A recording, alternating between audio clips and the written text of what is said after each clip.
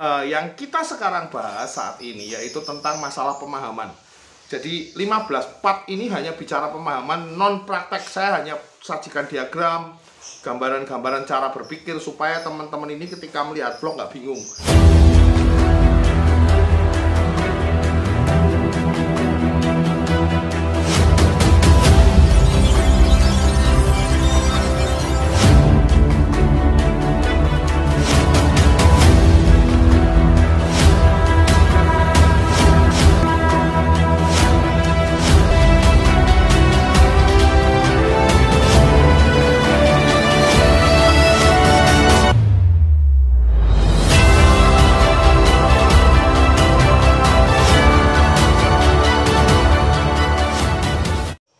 Halo, selamat malam sahabat Excellent. Kembali lagi dengan saya Aris Excellent Bird. Malam ini kita akan melanjutkan part 3 dari 15 part yang saya janjikan. Jadi begini teman-teman, saya mau kasih pemahaman buat teman-teman bahwa di tempat pembahasan di vlog saya ini ada 3 bagian sebenarnya. Satu yaitu bagian tentang betina vektor gacor, yang kedua bagian tentang jantan konslet. Itu baru 2 part masing-masing betina vektor gacor. Di vlog saya di belakang udah ada dibahas part 1 sama part 2. Nanti kita akan bahas lebih lanjut. Di jantan konslet ada part 1 sama part 2 ini beserta prakteknya, itu kita akan bahas lebih lanjut ya.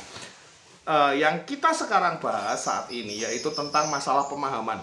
Jadi 15 part ini hanya bicara pemahaman, non praktek. Saya hanya sajikan diagram, gambaran-gambaran cara berpikir supaya teman-teman ini ketika melihat vlog nggak bingung. Dan ketika melihat burung, kita bisa ngatasi burung kondisinya seperti apa. Jadi saya harap teman-teman maklum, di sini tidak ada gambaran-gambaran burungnya. Nanti untuk prakteknya, teman-teman bisa simak di betina vektor gacor yang masih part 2 sama jantan konslet part 2. Jadi ada 3 sama yang sekarang ya. Gitu. Jadi pokoknya hari ini saya pengen melanjutin bahas masalah birahi emosi.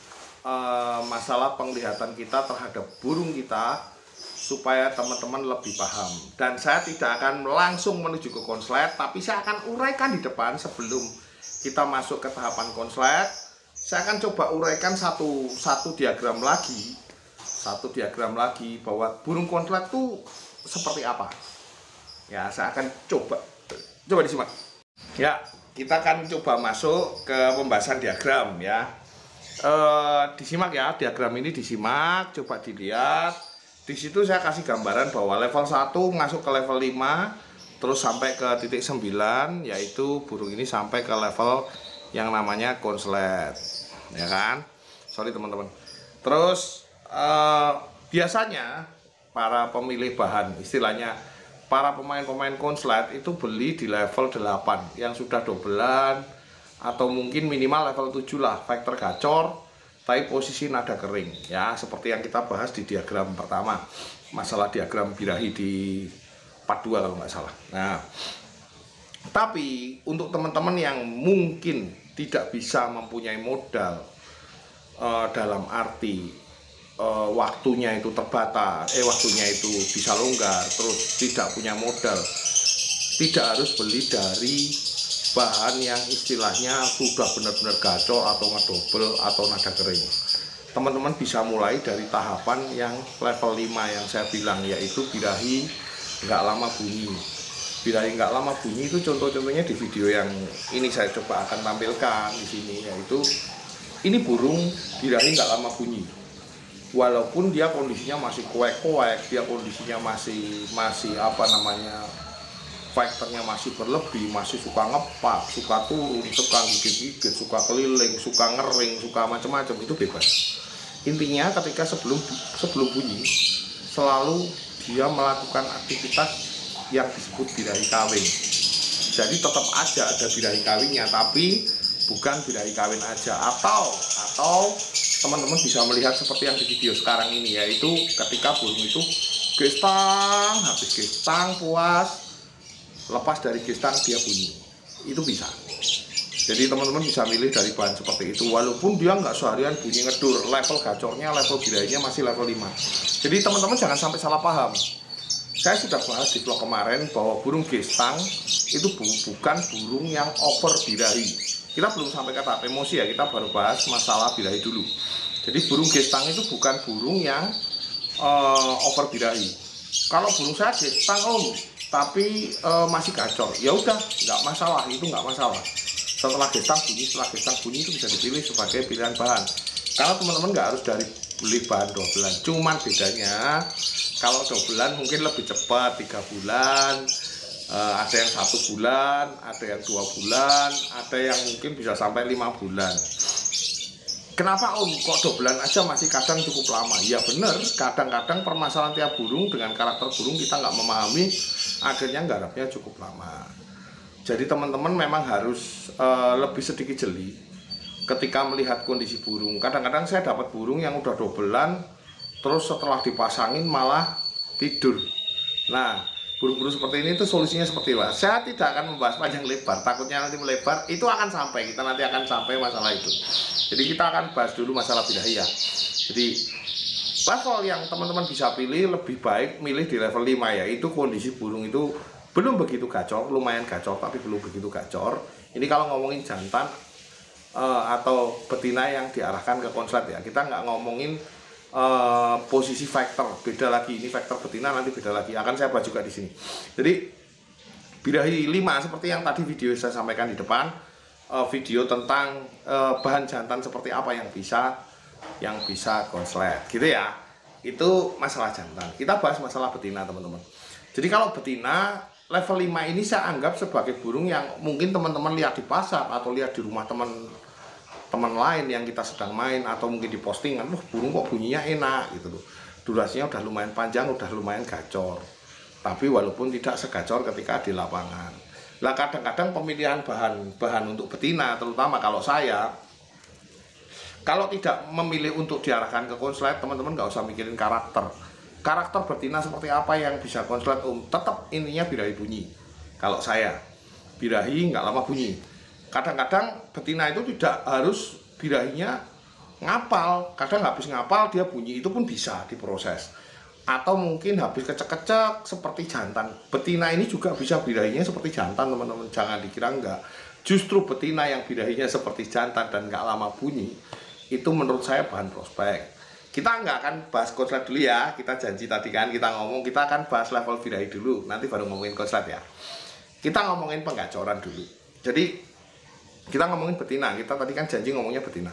Jadi untuk betina biasanya untuk proses zaman dulu itu kan betina ini intinya difokusin ke gacor di rumah boleh, atau teman-teman yang nggak suka gacorin di rumah bisa gacorin di lapangan.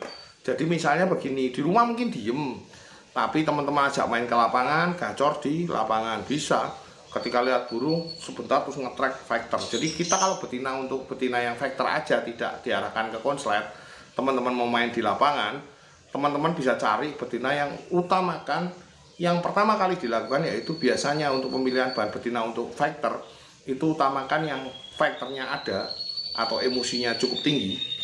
Kita nanti bicara emosi, tapi yang jelas factornya lah, kita ngomong anggap aja factornya. Dia tiap kali lihat burung gampang bunyi istilahnya gitu loh. Dibilang latah ya bisa gitu kan. Jadi factornya ada, factornya lumayan kelihatan bagus, dan biasanya orang cenderung kalau ngomongin betina factor dia fokusnya ke durasi.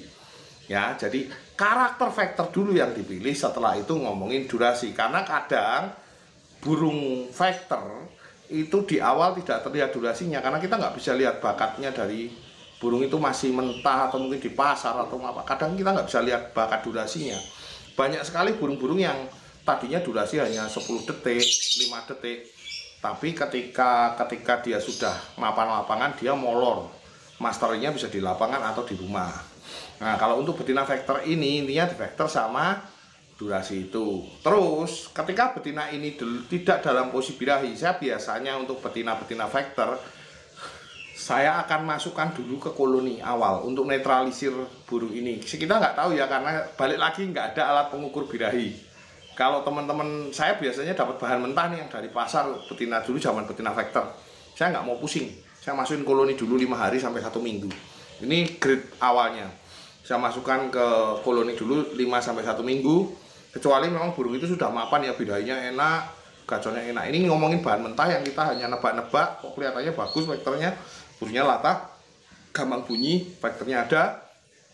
Saya masukin koloni dulu untuk netralin dulu. Setelah 5 sampai 10 hari lah atau 1 minggu, teman-teman bisa cabut, dinetralin lagi, digacorin lagi posisi single.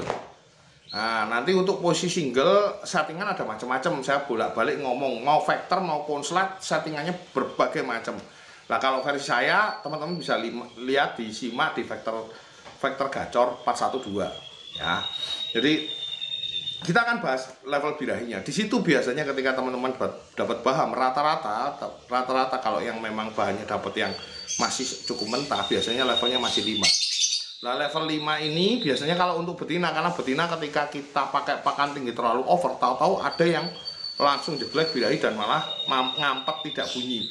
Jadi saya sarankan untuk betina tidak pakai pakan yang cukup tinggi, malah lebih rendah daripada jantan, karena beda, jantan level emosinya lebih gampang ngapak sayap, lebih gampang kuek-kuek gitu.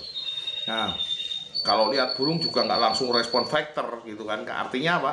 Level birahinya sama emosinya tidak seimbang kan gitu kan. Nah, kalau betina biasanya bisa diajak main dulu ke lapangan, teman-teman bisa diajak main ke lapangan. Lah nanti teman-teman bisa kalau sudah enak, benar-benar enak, sudah bisa mulai digantang. Lah untuk level birahinya, kan tadi aku bilang levelnya masih 5. Ketika sering diajak ke lapangan, dia naik secara otomatis. Kalau betina tidak usah dinaikin pakan, dari proses penggarapan harian aja dia bisa naik muda. Ingat ya, zaman dulu waktu teman-teman gantang biasanya kalau betina bahan mau digantang, sebentar saya tak cari rokok. Jadi betina vektor baru pertama kali gantang, kadang begitu digantang bunyinya baru 1 kali, 2 kali kan gitu kan. Belum gacor di lapangan, level birahinya mungkin masih 5 kan gitu kan. Begitu jam terbang udah mulai naik, udah sering digantang, dia dengan sendirinya lebih rapat gitu loh. Kalau ngetrapnya bener, birahinya nggak ngawur, ngerawatnya bener, birahinya nggak ngawur, akhirnya burung itu tiba-tiba bisa jedahnya lumayan rapat di gantangan. Jadi untuk naik birahi, level birahi itu tidak harus dinaikkan pakan kalau betina, biarkan dia naik alami. Karena apa? Betina itu cenderung lebih mudah birahi dibanding jantan. Tapi ada loh ya burung betina yang juga susah, tapi nggak semua, minimal sedikit. Saya bicara average, rata-rata. Jadi teman-teman jangan sampai salah paham, nanti tiba-tiba ada betinanya teman-teman yang susah banget naik birahi, susah banget digantang itu, gacor di gantangan, nanti teman-teman nyalain saya kan gitu kan. Supaya nggak salah paham, makanya saya kasih bayangan ini. Terus gimana Om kalau nanti istilahnya bisa sampai vektor gacor kayak cempluk, kayak Candi Putri, kayak Ferguson, kayak model monokrom kayak gitu kan ya. Gimana ya supaya bisa seperti itu, kita bahas di part selanjutnya. Salam Winor, masuk akal.